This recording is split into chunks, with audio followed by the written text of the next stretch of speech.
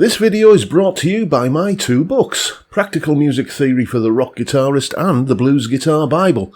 Want to learn about modes, harmony, scales, chord substitution and keys? Or maybe you're interested in supercharging your blues guitar rhythm and lead chops. Whatever you're interested in, I guarantee you will be hitting the fast lane to progress with either of these works.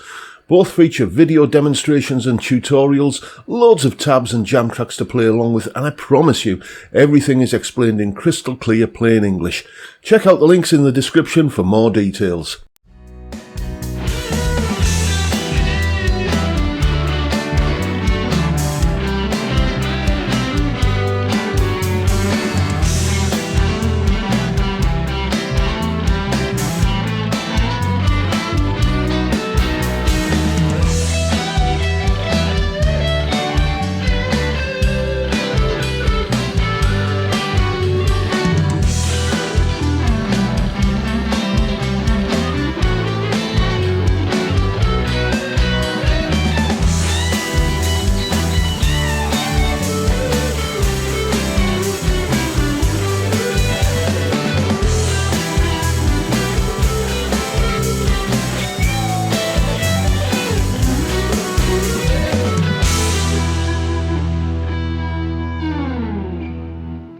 Hello chaps, welcome once again to John Robson Guitar Tuition.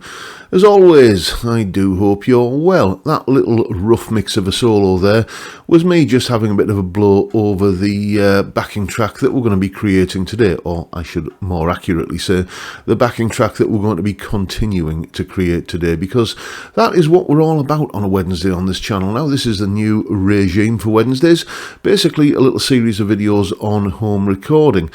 So far with this particular jam track, what we've done is, we've looked at the hardware and software that you need to record your guitar at home, or record whatever your instrument may be at home. But the DAW and the drum software and that sort of stuff, that was week one, and during that video we got a drum track put down and a bass line recorded. Last week, which was the second video in the series, we investigated how to record acoustic rhythm guitar parts, especially, well, the way I do it anyway. None of these things, by the way, are the definitive way of how you should do it. This is just what I've found through trial and error and YouTube videos like Spectre Sound Studios and so on. Little tips I've picked up from there and tried out and thought, oh, that works. So it's just me kind of passing this stuff on that works for me, really. You may have better ways of doing it. You may have alternative ways of doing it.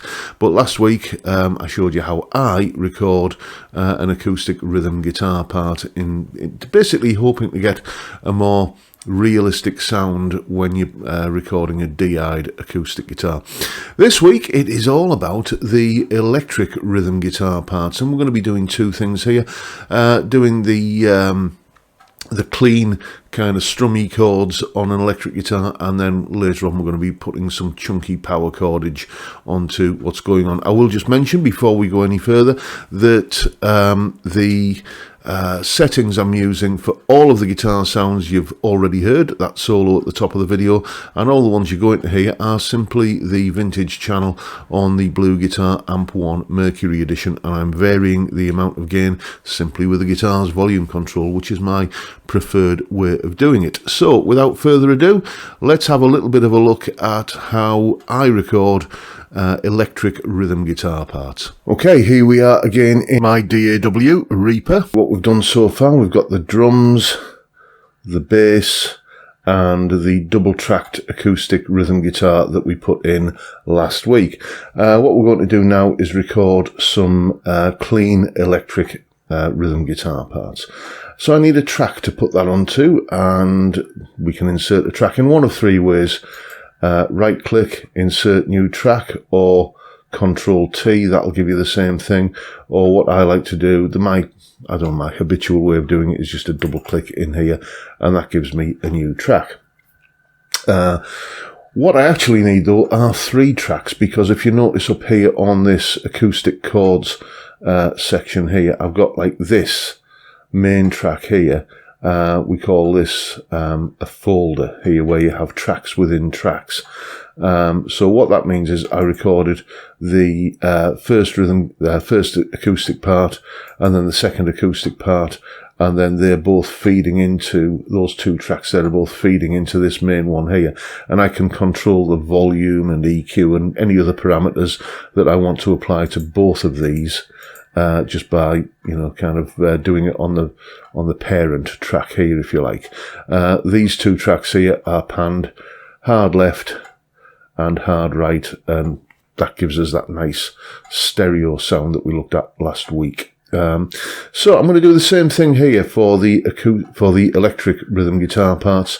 I'll just insert another track by double clicking, and then another one, and then I put these two tracks, this one and this one, into this track folder here just by clicking on that little plus icon there. And now anything that is recorded on these two tracks gets fed into this track here, which we will label Clean Chords. There we go. What I need to do now is pan this one all the way to the left and this one all the way to the right. You could do it the other way around if you want. It doesn't matter. That's just my usual habitual way of doing things.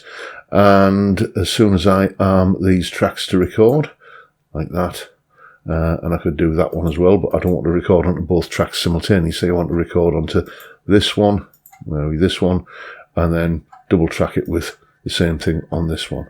And that's all going to come in on the second verse. So verse 1, verse 2, verse 3, verse 4, you can kind of see where the different blocks of the drums are there. I'm going to get this to come in on verse 2. So what I need to do is set the cursor 1 bar before that starts. That gives me a nice little count in. And right, well, let's look at me recording the clean rhythm guitar parts.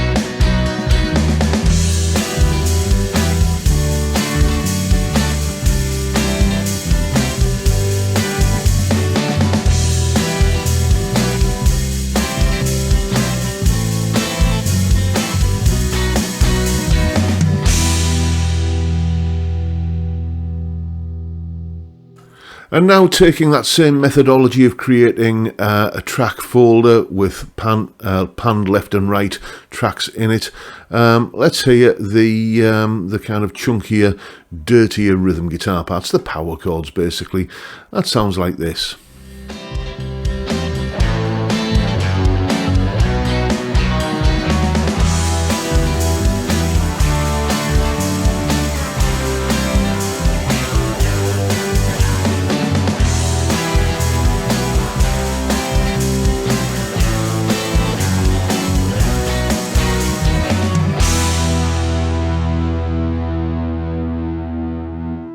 So there it is once again, the output from the Blue Guitar Amp 1, the recording output is just going into the input on my little Behringer audio interface, and that is just feeding directly into Reaper in the way I've just described there.